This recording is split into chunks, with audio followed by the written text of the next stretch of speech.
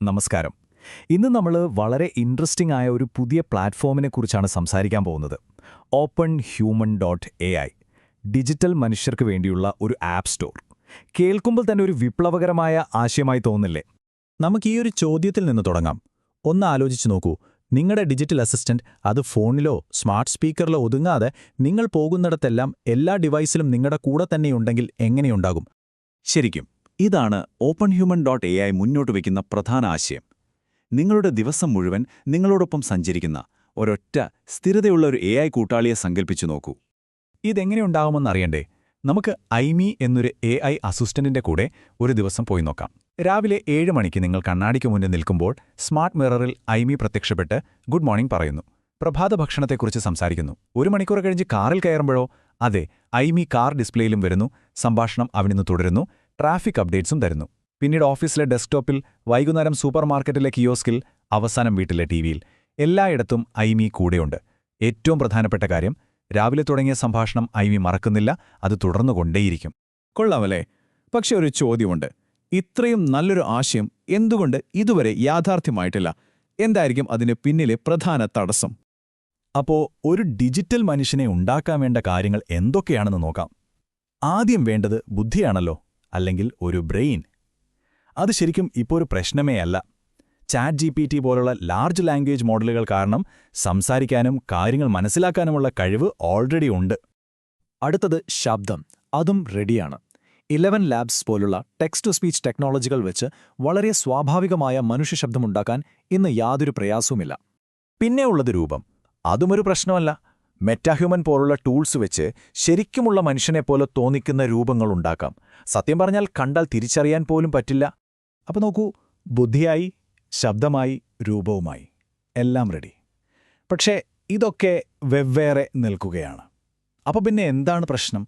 എന്താണ് ഇതിനെല്ലാം ഒരുമിച്ച് നിർത്തുന്ന ആ ഒരു ഘടകം? അതാണ് ചലനം.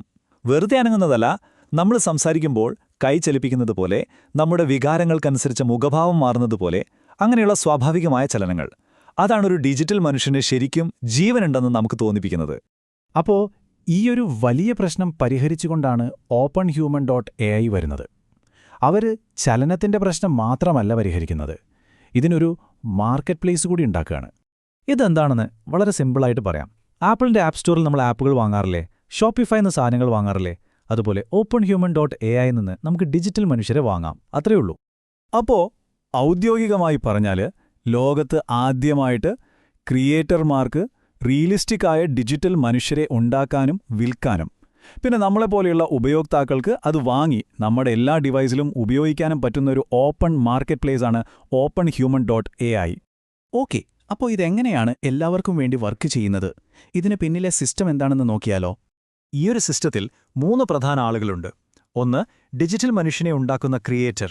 2 അതിനുവേണ്ട ടൂൾസും മാർക്കറ്റും കൊടുക്കുന്ന പ്ലാറ്റ്ഫോം.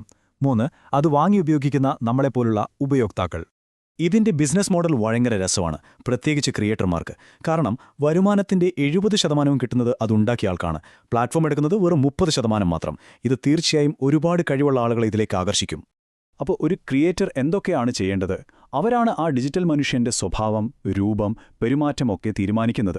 അതിന്റെ ബുദ്ധിക്ക് വേണ്ടി ഒരു LLM കണക്ട് ചെയ്ത് കൊടുക്കണം. പിന്നെ അതിന്റെ വിലയൊക്കെ അവർക്ക് തന്നെ തീരുമാനിക്കാം. ഫ്രീ ആയി കൊടുക്കണോ അതോ പൈസയ്ക്ക് വിൽക്കണോ എന്നൊക്കെ. അപ്പോൾ ക്രിയേറ്റർമാർക്ക് കാര്യങ്ങൾ എളുപ്പമാക്കാൻ പ്ലാറ്റ്ഫോം എന്താണ് ചെയ്യുന്നത്? ഏറ്റവും ബുദ്ധിമുട്ടുള്ള പണിയെല്ലാം പ്ലാറ്റ്ഫോം ചെയ്യും. ഈ ചലനങ്ങളുണ്ടാക്കുന്ന AI എഞ്ചിൻ, എല്ലാ ഡിവൈസിലും ഓർമ്മകൾ സിങ്ക് ചെയ്യുന്ന ടെക്നോളജി, പിന്നെ വിൽക്കാനുള്ള മാർക്കറ്റ് പ്ലേസ്, ഫ്രീ ആയിട്ടുള്ള ടൂൾസ്, ഇതൊക്കെ പ്ലാറ്റ്ഫോം തരും. പക്ഷേ ഇതിലെ ഏറ്റവും പ്രധാനപ്പെട്ട ഒരു കില്ലർ ഫീച്ചർ എന്ന് പറയാവുന്ന ഒന്നാണ് കോണ്ടെക്സ്റ്റ് സിൻക്രോണൈസേഷൻ. എന്താണിത്? വളരെ സിമ്പിളാണ്. നിങ്ങളുടെ ഡിജിറ്റൽ കൂട്ടാളിക്ക് ഒരൊറ്റ ഓർമ്മയേ ഉണ്ടാവൂ. നിങ്ങൾ ഫോണിൽ സംസാരിച്ചതിന്റെ ബാക്കി കാറിലിരുന്ന് സംസാരിക്കാം. ലാപ്ടോപ്പിൽ കൊടുത്ത ഒരു ടാസ്ക് അത് ടിവിയിൽ ഓർമ്മിപ്പിക്കും. 100 മില്ലി സെക്കൻഡിനുള്ളിൽ ഈ ഓർമ്മ എല്ലാ ഡിവൈസിലും എത്തും. ഇതാണ് ഇതിനെ ശരിക്കും ഒരു കൂട്ടാളിയാക്കുന്നത്. അപ്പോൾ ഇതിന്റെയൊക്കെ ഒരു വലിയ ചിത്രം എന്താണ്? ഭാവിയിൽ ഇതെങ്ങോട്ടാണ് പോകുന്നത്? ഈ ഒരു വാചകം ശ്രദ്ധിക്കൂ.